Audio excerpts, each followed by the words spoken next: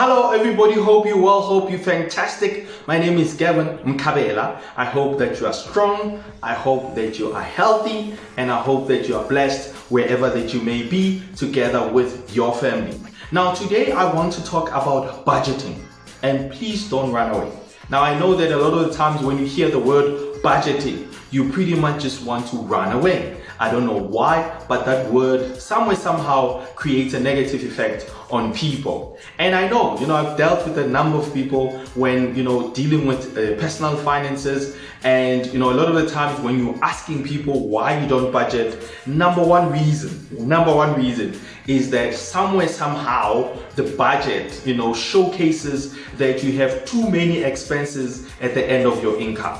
Just like your expenses are just way over your income. It just showcases and embarrasses you that you are not making enough money. And that's the reason that I get most of the time. But anyway, whatever reason it is, there is a better way to do it. And, thinking about budgeting, guys, it's an amazing tool. It is an amazing tool because it's able to show you where you are, and it can then guide you in terms of where you want to go, when it comes to your finances. So today I'm going to show you a better way on how to budget. Now, this is a most effective way and a most progressive way in terms of budgeting. So I'm going to show you exactly what it is, because pretty much budgeting is, you are showcasing what's coming in and what's going out. That's pretty much what it is. On a monthly basis, on your finances, what is coming in and what's going out. So I'm going to show you today how to budget much more effectively, and you're going to definitely improve your finances after this. So today, budgeting. We are talking about budgeting. Okay? So I'm going to show you exactly in terms of how you can do it. Now, the first thing, of course, is to establish what is your income. Right? Income, or, better yet, incomes. Right? So these days, having multiple income streams, guys, is not even a nice to have, is a have to have, right? Because everything is going up these days. Like, the standard of living is just crazy. So it's really in your best interest to make sure that you have more than one income stream. Yes, have one more than income streams. So we'll start with income or incomes. And the next thing is that we need to talk about fixed expenses. So your budget has to have fixed expenses, all right? So these are things that on a monthly basis you have to pay, right? Every month you need to pay this. So let's now start maybe with income. What will be an income? So this could be a salary, all right? This could be getting regular, payouts from an investment, all right? So investment, payout, all right? So, but this is basically just where you get your income, where you're getting your money. It could be on a monthly basis, it could be on a yearly basis. But if, let's say it's a yearly, you get a lump sum, I would definitely break it down on a month to month, because your expenses most of the time will be, on a month to month basis. Right, cool. So now let's look at fixed expenses. So what will be your fixed expenses? So this could be the rent to your place. This could be petrol. So every month that you have to pay petrol because you're going to work. This could be groceries, right?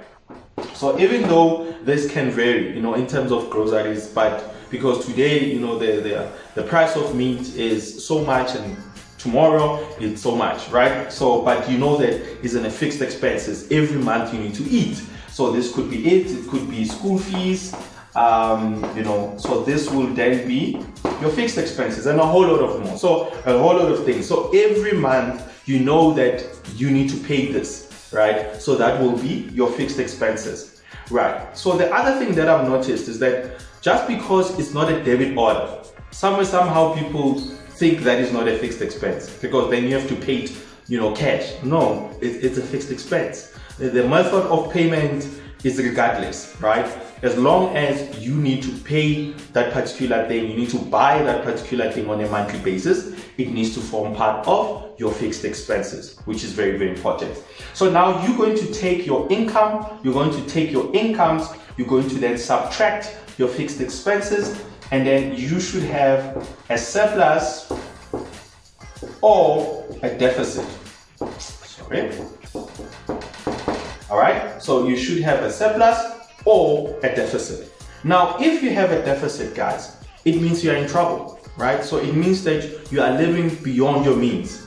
You cannot basically manage your finances. You can't survive, right? So I'm going to do a separate video around deficits. You know, when you get yourself here, what do you do?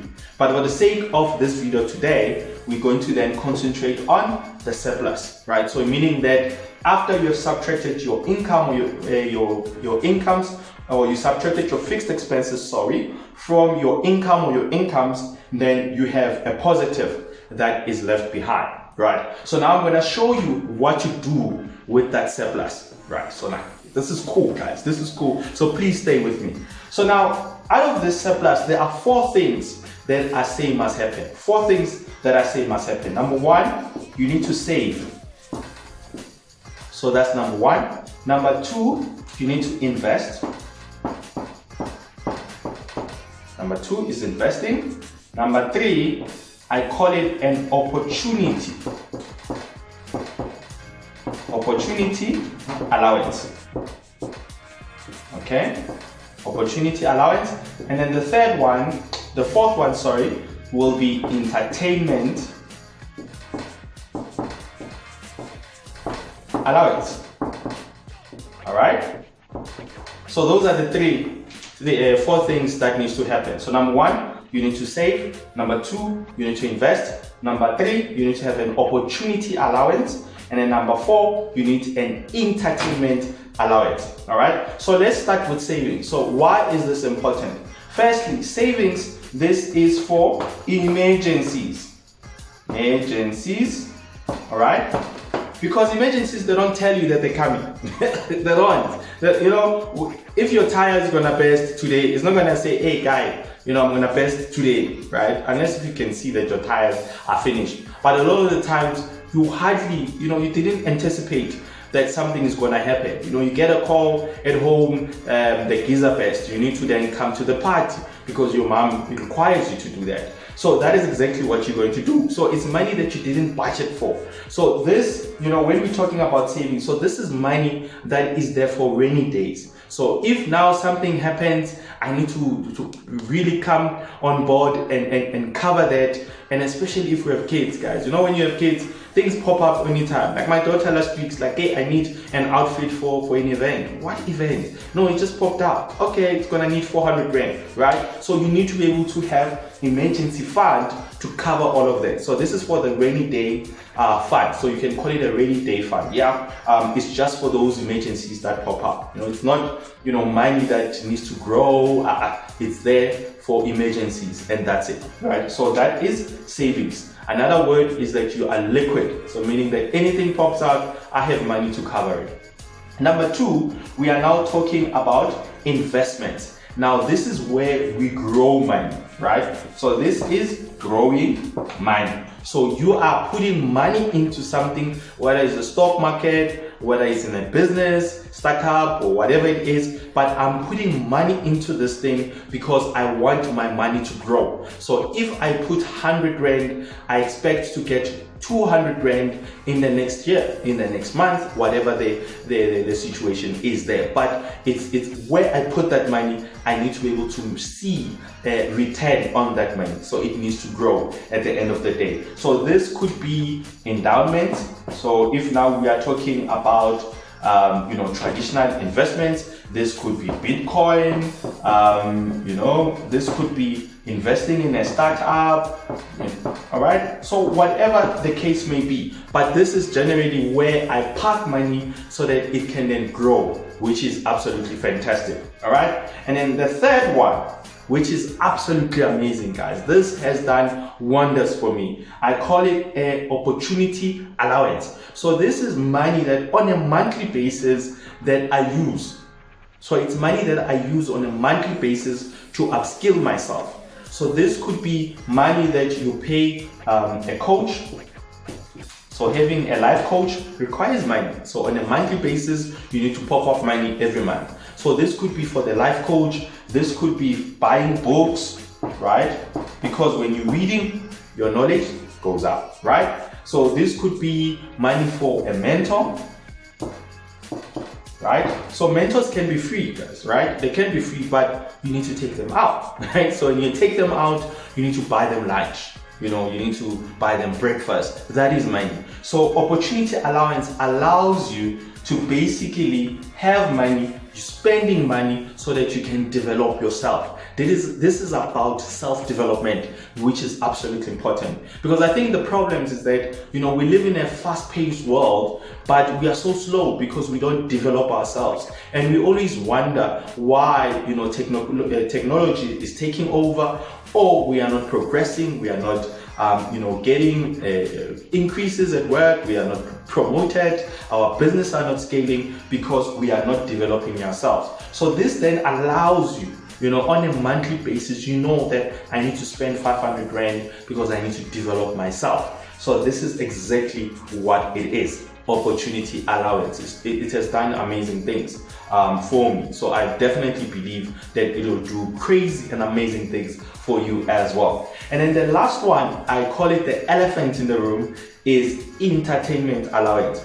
So this is where actually most of our money goes. A lot of the times people say, I don't know where my money goes. It goes here. And entertainment is not necessarily money for you to go and jive or dance and have a nice time somewhere. No, this could be takeaways. This could be data, right? Because a lot of the times, even data, we don't classify it under fixed expenses because we're always just loading all the time. And then you sit and you check your statement, you're like, I've spent so much money on a monthly basis because I don't keep track of these things. So anything that makes us happy, right? Buying clothes, right? Then it's under that entertainment. So I call it my me money. So it's important to have your me money because you work very hard, right? And then you need to cover all of these things. You need money to go out.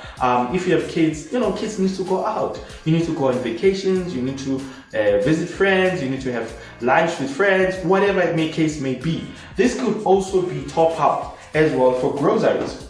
So this could be top up for groceries because things like, let's say bread, right? Bread, we don't know how, maybe we eat a loaf, right? We need to buy all the time. Vegetables, you can't buy a lot of vegetables in bulk because then they're just gonna rot. So you want to make sure that on a weekly basis you buy it. So some of these could be top ups for that, right? But this is generally your me money.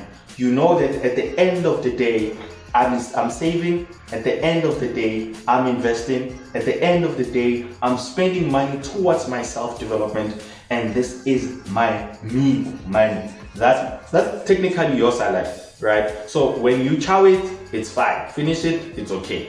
Because I know that at the end of the day, whatever that I have here is for my pleasure, is to reward myself for being such an amazing and incredible human being, right? Because I work very hard, right? So that's where this comes in, right? So we have savings, we have investments. So savings, emergency fund. Investments is where you grow money. Opportunity allowance is where now you're spending that money for your self-development so that you can grow, all right? And then the last one will be entertainment. So that's technically my salary, my real salary, because that's my me money. I can use it whenever, however I want to use it. So that's pretty much the effective way of budgeting. And you'll see that immediately when you do this, the way, you're just gonna enjoy your money. You're just gonna enjoy your finances because everything is gonna be structured. And what I also recommend, guys, is that on these, for example, savings and investments, please make sure that you have an account somewhere, right? So obviously, in terms of savings, you need to park it somewhere. So please don't park it in an account or in a platform that requires like a notice, because then emergencies, you need the money now. So then you're gonna have a problem. Now you have to wait for 7 days, you have to wait for 30 days, right? So make sure that whatever platform that you put it in, it's really flexible, right? So it's money that you can get whenever you want to. And then the investment part, of course, these are different platforms that you can definitely use. I normally talk about diversification. So whether it's investing in properties, I didn't put that, I was supposed to put that, investing in property, investing in shares, Bitcoin. So always try to spread, in terms of your risk, because that's risk. as much as you are now also, looking for opportunities. But try and spread as much as you can. So diversify, enter into spaces, because there are different spaces. The market is a different space, property is a different space, Bitcoin is a different space. So try to understand all of these platforms and plug yourself in there, which is absolutely great, right? And then of course the other one is opportunity allowance. Put it there. It's 500 grand. Put it somewhere, maybe into a pocket account. Some of these bank accounts have a pocket account. You can put it there. Then you know that, okay, if I see something I like, a book that I like, or of course I know that I've signed up with a mentor, that money goes there. Some of the mentors or coaches, they can, or coaches, sorry, you can do a debit order. So do a debit order if you can. You know that you're paying them, and then you're gonna see them on a monthly basis, and that is fine. And then of course entertainment. On the entertainment, I normally talk about a 2-account system. So meaning that have 2 transactional accounts, and what you then do is that you load a scheduled payment. I'm not going to touch on it too much because I'm going to do a separate video for it. But it's basically going to have 2 transactional accounts, load a scheduled payment on the main account into, I call it the entertainment account. So whenever you go out with that account, that bank account. So when you finish that money, it's finished, it's gone. You wait for month end. Yes, wonderful. So yeah, so this is, I call it a new progressive way of budgeting. And yeah, it's fun. It's just done wonders for me, and I really believe it's gonna do incredible things for you as well. So yeah, if you enjoyed this, please comment below, and don't forget to click on that red button and subscribe. Tell other people as well to subscribe. Your bae, your neighbor, everybody tell them to subscribe. I hope that you're going to enjoy this content, and definitely you're going to start to see your finances improve. Gavin Mkabela, I'm signing out. Thank you so much for watching. See you on the flip side.